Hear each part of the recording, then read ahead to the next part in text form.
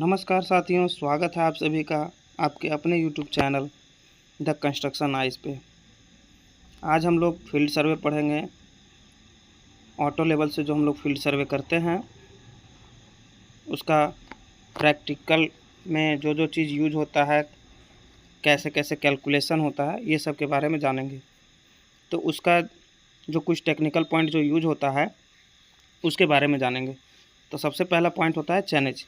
तो चैनेज क्या होता है? The distance measured along A defined reference line, often the centre line of roadway railway from A designated starting point.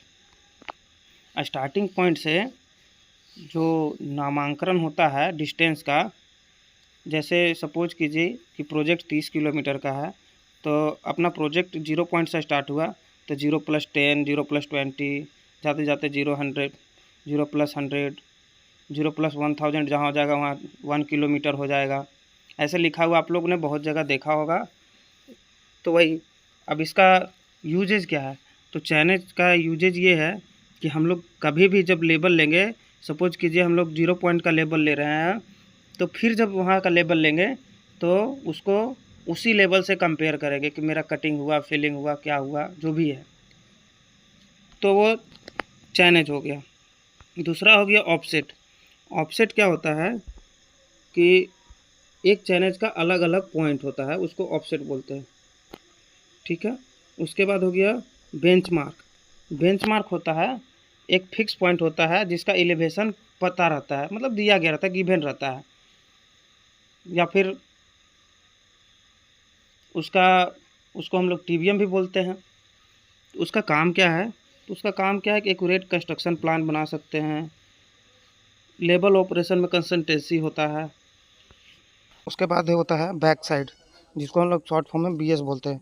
BS क्या होता है कि जो फर्स्ट रीडिंग हम लोग लेते हैं मशीन को ऑटो लेवल को सेट करने के बाद, जो पहला रीडिंग जो होता है उसको बोलते हैं बीएस। फिर होता है फोर साइड। फोर साइड क्या होता है कि जो लास्ट रीडिंग होता है इंस्ट्रूमेंट का साइड जो होता है, पोजीशन जो होता है, उसको चेंज करने से पहले जो लास्ट रीडिंग लेते हैं उसको फोर साइड बोलते हैं।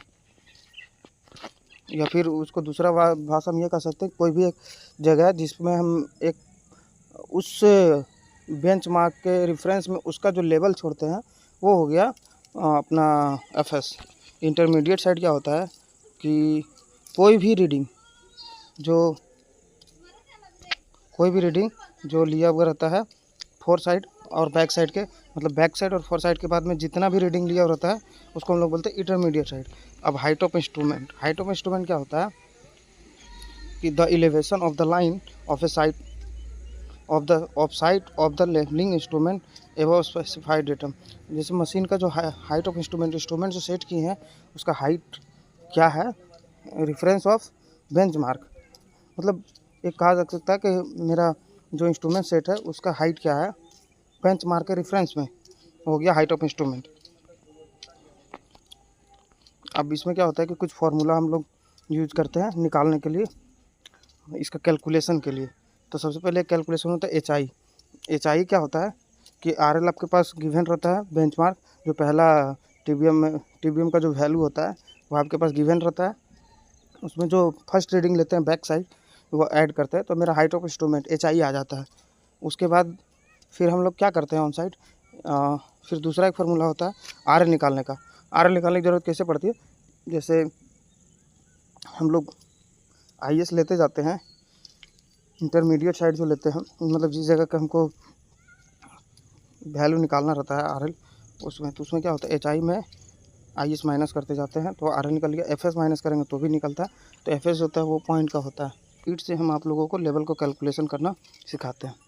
तो जितने ऊपर लिखा हुआ channel, offset, BS, IS, FS, ये स्टैंडर्ड फॉर्मेट है जो हम लोग साइट पे यूज करते हैं।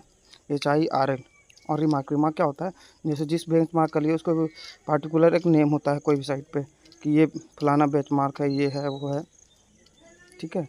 तो इन फ्यूचर अगर पता चले कि RL लिखा हुआ, तो ये RL कहाँ का है तो वो रिमार्क में लिखा जाता है कि बेंच मार्क पे है। ठीक है। तो चैनल मान लीजिए 0 है, स्टार्टिंग पॉइंट है प्रोजेक्ट का 0 है। सपोज कीजिए आपका 10 मीटर का रोड चौड़ा है, तो उसमें मान लीजिए हम लोग को 3-3 पॉइंट लेना, 5 पॉइंट लेना, 10-10 लेना है या 1-1 लेना है। तो सपोज करते हैं कि हम लोग को 3 पॉइंट लेना, तो एक सेंटर में, एक लेफ्ट में, एक राइट में।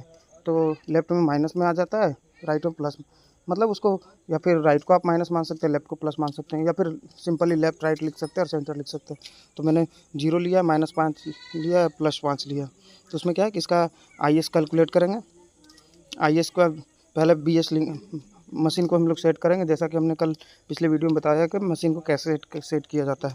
उसके बाद हम लोग बैक साइड सबसे पहले ले लेंगे। बैक साइड लेने के बाद हम लोग IS लेते जाएंगे, कंटिन्यू रीडिंग लेते जाएंगे। ये रीडिंग ले लिए, फिर इसका कैलकुलेशन क्या होगा कि RL का वैल्यू गिवन है, बैक साइड हमको वहाँ से मिल गया।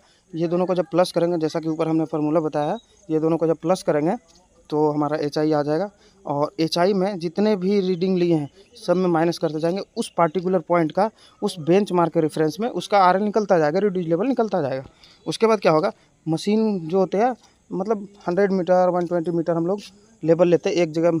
मशीन सेट करने के बाद एक पॉइंट पर मशीन सेट करता है तो 100 मीटर 120 मीटर लेते हैं। 100 मीटर लेने के बाद अगर हमको और कंटिन्यू करना है तो उसके लिए हम लोग एक CP लेते हैं। CP मतलब चेन पॉइंट। तो उसमें क्या होता है कि मशीन, जैसा कि हमें ऊपर बताया, FS जो होता है, मशीन को चेंज पॉइंट लेते हैं। तो उसके पहले FS ले लिए, FS ले लिए एक रॉड पे या फिर कोई पार्टिकुलर जगह पे एक FS लास्ट रीडिंग जो लेते हैं FS वो ले लिए। फिर मशीन को हम शिफ्ट कर लेंगे और फिर उसी जगह पे जहाँ पे हमने FS लिया है उसी पे हम लोग फिर से रीडिंग लेंगे, वो रीडिंग BS में आ जाएगा। अब HI कैसे निकलेगा, HI FS जो है, जो HI में FS अगर हम माइनस कर देंगे तो मेरा RL आ जाएगा, और फिर RL में BS प्लस करेंगे, फिर से मेरा HI आ गया, और फिर से सेम कंटिन्यू करते जाएंगे।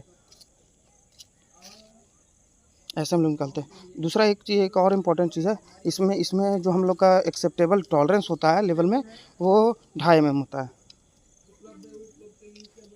और साथियों, मैं जितना कुछ बताया हूँ, ये जो नोट्स है इसका मैं PDF डिस्क्रिप्शन में डाल दे रहा हूँ। धन्यवाद।